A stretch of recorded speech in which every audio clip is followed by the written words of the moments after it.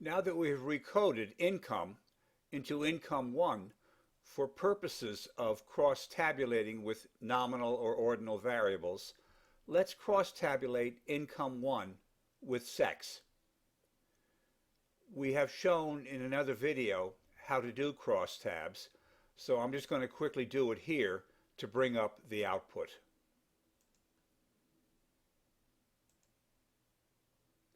I'm going to put sex in the columns and income 1 in the rows.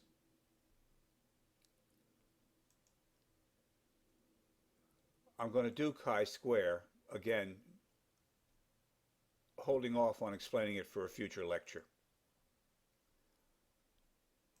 I will show the row and the column percentages, and off we go. All right, now here is the cross-tabulated data where we have sex, male and female, down the columns and income classes 1 through 10 across the rows.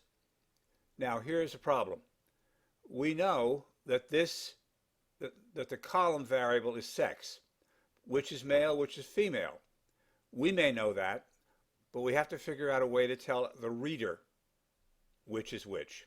Similarly, what does this 1 mean?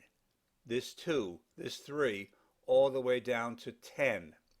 We may know what it means, but we have to tell our readers that.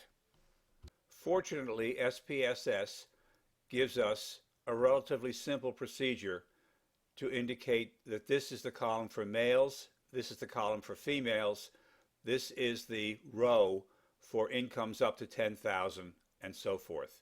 To do that, we'll return to the variable view window in a moment. In the variable view screen, there is a column headed values. This is the column we can use to indicate what the numbers that are currently heading columns or rows represent. When we click in the field for sex in the values column, notice that this gray square lights up at the end of the field with these 3 dots in it. If we click on that gray square, we get the value labels screen. Here for sex, we know that the value of 1 represents males. We add that. The value 2 represents females. We add that. Okay. Now we have indicated that the numbers 1 and 2 represent male and female respectively. Now for income, it's going to be a little more involved, but again, we click in the values column, we click in the gray square at the end of the field, and we now type in the numbers that represent the different classes we created. You may recall in the preceding video I indicated we should remember the ranges, the limits of those classes, because we're going to need them later. We know that the first class begins at $1, or the lowest income figure, and it extends to 10,000. We know the second column starts at 10,001, goes to 20,000.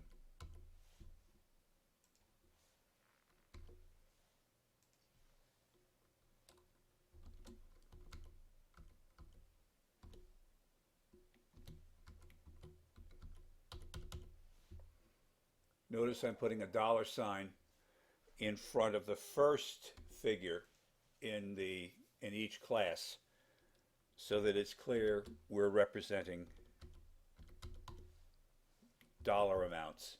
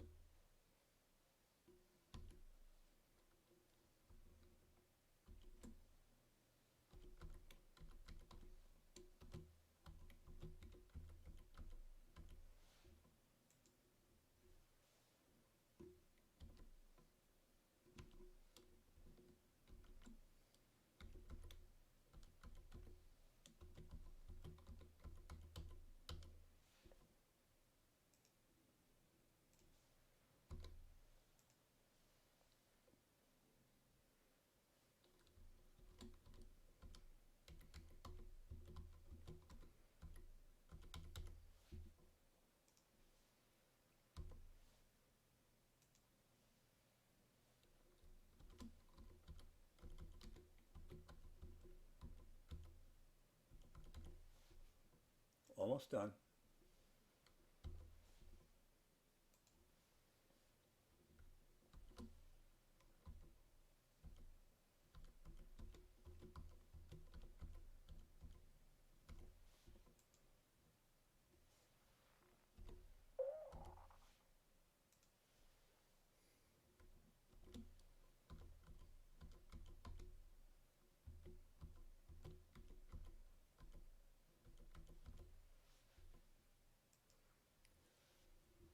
The the lowest limit of the first class can be expressed somewhat arbitrarily. We could have written $39.27 here. However, by doing it in this format, we've made each class a uniform width of $10,000.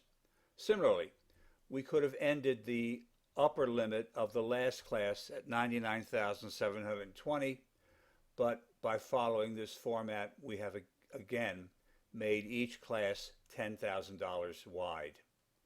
We now can click OK. Now let's cross-tabulate these variables again. It's already set up, and I believe that when we do, we will now get the appropriate column and row headings. So now we and our readers know that 70 males make between $1,000 and $10,000. 75 females make between $1,000 and $10,000. And in subsequent videos, we will look at how these percentages are to be understood and interpreted. For now, just take a look at this table and see how much clearer it is than this table as to what these cells present. It's the same numbers, it's just the columns and the rows now have headings which are stated in terms that we and readers can readily understand.